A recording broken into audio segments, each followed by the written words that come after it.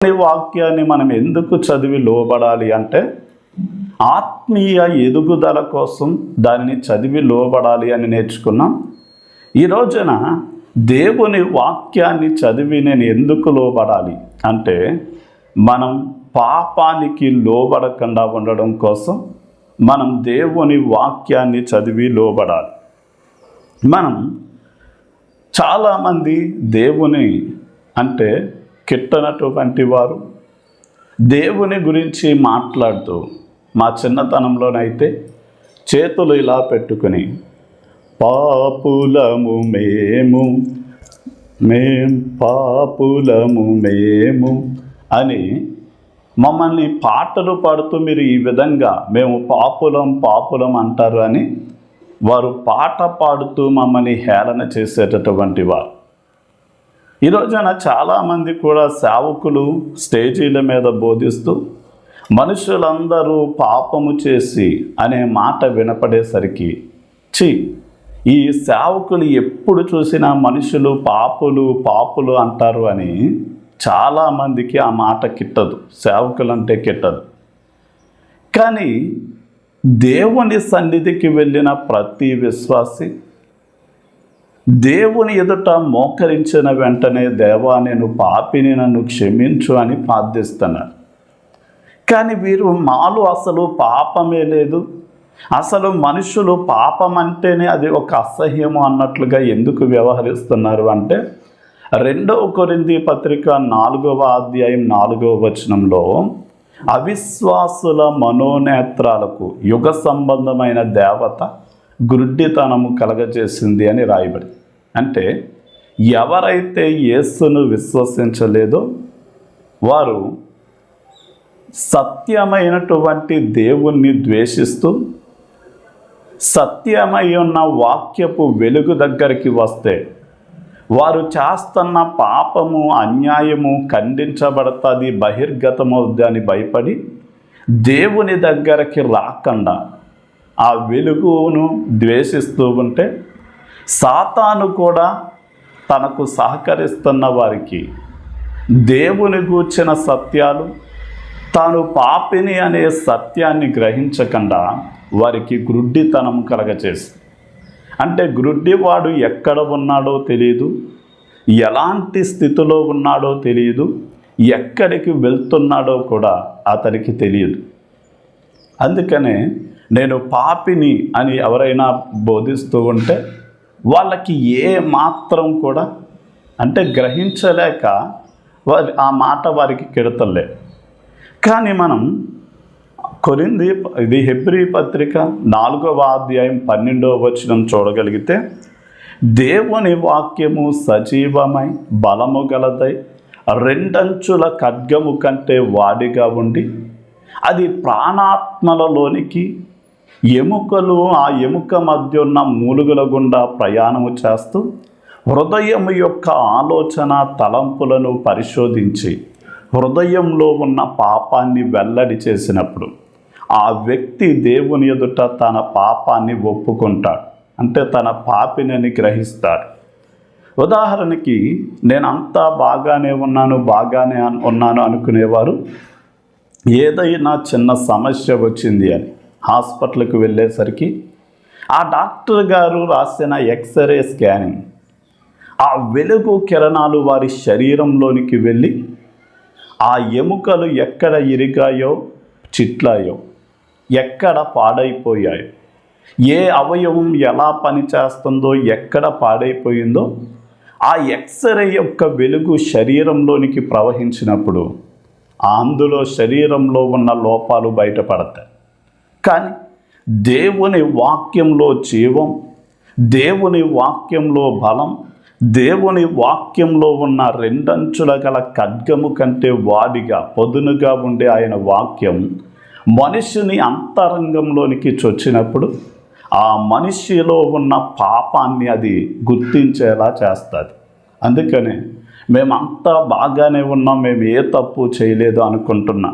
అపోస్తల కార్యగ్రంథం మనం 2వ అధ్యాయం 37వ వచనాన్ని మనం చూడగలిగితే పేతురు గారు దేవుని వాక్యాన్ని బోధిస్తూ ఉండగా ఆ మాటలు వింటున్న వారి హృదయాలు గుచ్చబడ్డాయి, నొచ్చుకోబడ్డాయి, పొడవబడ్డాయి అని రాయబడి.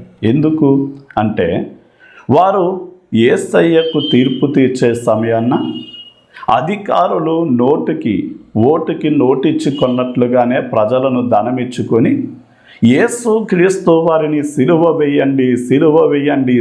వేయండి అని చెప్పి మాకు బందిపోటు దొంగ అయిన బరబ్బాను విడుదల చేయమని కోరారు. సరే, అప్పుడు యేసయ్యను బరబ్బాను విడుదల చేసి బందిపోటు యేసయ్యను సిలువ వేసి చంపేశారు. కానీ పేతురు ఆ విషయాన్ని ఎత్తిపట్టి, మీరు జీవాధిపతిని, నీతిమంతుణ్ణి, దేవుని కుమారుణ్ణి దారుణంగా సిలువకు గురి చేసి మీరు బందిపోటు దొంగను, నరహంతకుని మీరు కావాలని కోరుకున్నారు అని చెప్పినప్పుడు వాళ్ళ హృదయాలు నొచ్చుకోబడి, పొడవబడి, అయ్యో మేము పాపము చేశాము అని గ్రహించారు. ఈరోజున దేవుని వాక్యము మనలో ఉన్న పాపం అంటే మనలో ఉన్న అబద్ధాలు, మోసం చేసే గుణం, ఇతరులకు అసూయ, ద్వేషాన్ని, లేక మనలో ఏ పాపమైతే నిండి ఉందో దేవుని వాక్యము యొద్దకు వచ్చినప్పుడు ఆ వాక్యం ఆ పాపాన్ని గుర్తించేలా చేస్తుంది. రెండవదిగా దేవుని వాక్యము మన పాపాన్ని ఒప్పుకునేలా చేస్తుంది. అందుకనే ఈ వాక్యము మన హృదయంలోనికి వెళ్ళి ఆ హృదయాన్ని పరిశోధించి ఏం చేస్తుంది అంటే పాపాన్ని గుర్తించేలాగా, ఆ పాపమును ఒప్పుకునేలాగా చేస్తుంది. అందుకనే మనం సొంకరి దేవుని ఆలయానికి వెళ్ళి ప్రార్థిస్తూ ఉన్నాడు. ఏమని అంటే, దూరముగా నిలబడ్డాడు, ఆకాశము వైపోయినా కన్నులెత్తడానికి ధైర్యం చాలక రొమ్ములు బాదుకుంటూ పాపినైనా నన్ను క్షమించమని కన్నీరు కాచి విలపించి ప్రార్థించాడు. అంటే పాపాలను గుర్తించడం మొదటి మెట్టయితే, గుర్తించిన పాపాన్ని ఒప్పుకొని వదిలిపెట్టడం అది రెండవ మెట్టయి ఉన్నది. అందుకనే తప్పిపోయిన కుమారుడు తండ్రి దగ్గరికి తప్పు తెలిసి వచ్చినప్పుడు, తండ్రి నేను పరలోకానికి నీకు విరోధంగా పాపం చేశాను, నేను కుమారుడిగా ఉండడానికి తగను అని క్షమాపణ అడిగాడు. ఈ రోజున దేవుని వాక్యం మనలో ఉన్న పాపాన్ని గుర్తించి దాన్ని ఒప్పుకోవడానికి మనల్ని బలవంత పెడుతూ ఉండగా, మనము కప్పుకుంటే, దాచుకుంటే దేవుని శిక్ష, ఉగ్రత మన మీదకి వస్తుంది. అదే గనక మనము ఒప్పుకోగలిగితే దేవుని కనికరం మన మీదకి దిగి వస్తుంది. అందుకనే సిలువలో ఉన్న దొంగ ఒప్పుకున్నప్పుడు క్షమాపణ పొందాడు. అలాగే క్షమాపణ పొందడమే కాకుండా దేవుని రాజ్యానికి వారసుడిగా మార్చబడ్డాడు. కనుక దేవుని వాక్యం పాపాన్ని గుర్తించేలాగా, ఒప్పుకునేలాగా, మూడవదిగా విడిచిపెట్టేలా చేస్తుంది. సామెతల గ్రంథం 28వ అధ్యాయం 13వ వచనంలో, తన పాపములను కప్పుకున్నవాడు, మనం ఒకసారి చూడగలిగితే సామెతల గ్రంథం మనం 28వ అధ్యాయం 13వ వచనాన్ని గనక మనం చూడగలిగితే 28:13, అతిక్రమములను దాచిపెట్టువాడు వర్ధల్లడు, వాటిని ఒప్పుకొని విడిచిపెట్టువాడు కనికరము పొందును. వాటిని ఒప్పుకొని విడిచిపెట్టువాడు కనికరము పొందును. ఈ రోజున భూమి మీద కొన్ని కలిసి బ్రతకడం అన్నది అసాధ్యం. వెలుగు, చీకటి కలిసి జీవించలేవు. జీవము, మరణము కలిసి జీవించలేదు. దేవుడు, దయ్యము కలిసి జీవించలేదు. మంచి, చెడు కలిసి జీవించలేదు. అలాగే మానవుని యొక్క ఒకే హృదయంలో, అంటే ఒకే వరలో 2 కత్తులు పట్టనట్లుగానే ఒకే హృదయంలో 2 విషయాలకి స్థానం ఉండదు. అయితే నీవు పాపాన్ని ప్రేమిస్తే దేవుణ్ణి ద్వేషిస్తావు, దేవుణ్ణి ప్రేమిస్తే పాపాన్ని విడిచిపెడతావు. అందుకనే కీర్తనలు 119వ కీర్తన 104వ వచనంలో, తప్పు మార్గములన్నీ కూడా నాకు అసహ్యమయ్యాయి అని భక్తుడు సెలవిచ్చారు. అంటే ఇంతకుముందు కడగబడిన పంది మరల బురదకు పరుగెత్తి అందులో పొర్లినట్లుగా, కుక్క వాంతు చేసుకుని మరల దాన్నే తిన్నట్లుగా, మనం ఎన్నోసార్లు తప్పులు చేసి దీన్ని వదిలిపెట్టాలి అనుకుని మరలా చేస్తూ వచ్చాం. కానీ దేవుని వాక్యము మనలో నింపబడుతూ ఉండగా మనలో ఉన్న చెడుతనం అంతా మనం బయటికి విడిచిపెడుతూ ఏం చేయాలి అంటే దేవుడు అసహించుకునే ప్రతి దానిని కూడా వదిలిపెట్టాలి. అంటే దేవుని వాక్యానికి మనం విధేయత చూపుతూ ఏం చేయాలంటే పాపాన్ని విడిచిపెట్టిన వారిగా ఉండాలి.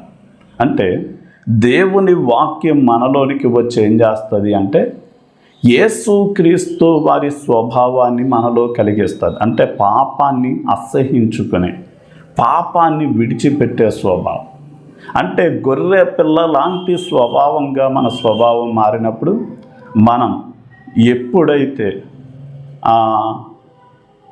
ఆ గొర్రె పిల్లను భుజాల మీద ఎక్కించుకుని బురదలో పడవేసినా అది బయటికి వచ్చి తన కంటిన బురద అంతటిని దులిపివేస్తుంది. అలాగే మనము కూడా దినదినము పాపాన్ని విడుస్తాం. అంత మాత్రమే కాకుండా ఇంకా మనం ఆలోచన చేస్తే పాపాన్ని విడిచిపెట్టడం అంటే అందుకనే జారత్వము నుండి దూరముగా పారిపోండి, విగ్రహారాధన నుండి పారిపోండి, ధనాపేక్ష నుండి పారిపోండి అని, యవనేచ్ఛల నుండి పారిపోండి అని వాక్యం సెలవిస్తూ ఉండగా దేవుని వాక్యము ఎవరిలో అయితే యేసయ్య స్వభావాన్ని రూపొందిస్తుందో వారు ఖచ్చితంగా ప్రతి పాపాన్ని వదిలిపెడతారు. ఇక చివరిగా కీర్తనల గ్రంథం 119వ కీర్తన 9వ వచనంలో దేవుని వాక్యం పరిశుద్ధతలో కొనసాగడానికి మనకి సహాయం చేస్తుంది. అందుకని యవనస్తులు దేని చేత తమ నడకను శుద్ధి చేసుకుందురు, నీ వాక్యమును బట్టి దానిని జాగ్రత్తగా చూచుకొనుట బట్టే కదా అంటాడు. అంటే వాక్యము మనల్ని సరిదిద్దుకోవడానికి సహాయం చేస్తుంది. 2 తిమోతి పత్రిక 3వ అధ్యాయం 16వ వచనంలో తప్పుదిద్దుటకు అంటది. అంటే చిన్నపిల్లలు స్కూల్కి వెళ్ళినప్పుడు పెన్సిల్తో పాటు ఎరేజర్ కూడా తీసుకెళ్తారు. వారు తప్పు రాసిన వెంటనే చెరిపి మరలా సరిచేస్తూ ఉంటారు. ఇలాగా యూకేజీలో, ఫస్ట్ క్లాస్లో 2, 3, 5 ఇలాగా వారు తరగతులు గడిచే కొలది ఇక ఎలాంటి తప్పులు లేకుండా పర్ఫెక్ట్గా రాయగలిగిన స్థితిలోనికి ఎదుగుతారు. అలాగే మనము కూడా ఉదయం నుండి సాయంకాలం వరకు చేసిన తప్పిదారం ప్రభువు దగ్గర ఒప్పుకొని వదిలిపెడుతూ సరి చేసుకుంటూ ఉండగా మనం ఎలాంటి తప్పులు చేయని పరిపూర్ణులుగా పరిశుద్ధులుగా కొనసాగడానికి సహాయపడదు. అంత మాత్రమే కాకుండా వాక్యము మనల్ని శుద్ధి చేస్తుంది. అంటే యవనస్తులు దేని చేత తమ నడకను శుద్ధిపరుచుకుందురు, నీ వాక్యమును బట్టి దానిని జాగ్రత్తగా చూచుకునుట బట్టియే కదా అంటాడు. అంటే మనలో ముడత, మచ్చ, కలంకము లేకుండా ఉండాలి అని యేసయ్య తన పవిత్రమైన రక్తాన్ని ప్రోక్షించడమే కాకుండా వాక్యము చేత మనం ఉదక స్నానం చేయబడాలి. ఇప్పుడు ఉదాహరణకి మనం చాలా జాగ్రత్తగా ఆలోచన చేయగలిగితే దినదినము మన శరీరాన్ని కడుక్కొని శుద్ధి చేసుకున్నట్లుగానే మన ప్రాణాత్మ దేహాలకు పట్టిన పాపం అనే మురుకును యేసయ్య రక్తము దగ్గర వాక్యం అనే స్నానము ద్వారా మనం కడుక్కుంటూ ఉండగా మన పరిశుద్ధత నిలబడి మనం ఆ పరిశుద్ధతలో కొనసాగుతాం. ప్రార్థన. తండ్రి, నీకే వందనాలు. ఎవరైతే ఈ మాటలు వింటూ ఉన్నారో వారందరినీ కూడా మీరు దీవించి ఆశీర్వదించండి. నాయన, వాక్యము పాపాన్ని గుర్తించేలాగా, పాపాన్ని ఒప్పుకునేలాగా, పాపాన్ని విడిచిపెట్టేలాగా, పరిశుద్ధతలో కొనసాగేలా సహాయం చేస్తుంది. కనుక నిన్ను నమ్మిన వారికి పాప ప్రేరణ మీద జయమిచ్చి నీవే ఆశీర్వదించమని నాయన, యోసేపు నేను నా దేవునికి విరోధంగా ఈ పాపము నేను ఎట్లు చేయగలనని చెప్పినట్లుగా నాయన యేసయ్య వాక్యాన్ని వినియోగించుకుని సాతాను ప్రేరణను జయించినట్లుగా మేము కూడా జయించి నిలబడడానికి శక్తినిమ్మని యేసు నామంలో అడిగి వేడుకుంటున్నాం తండ్రి. ఆమేన్.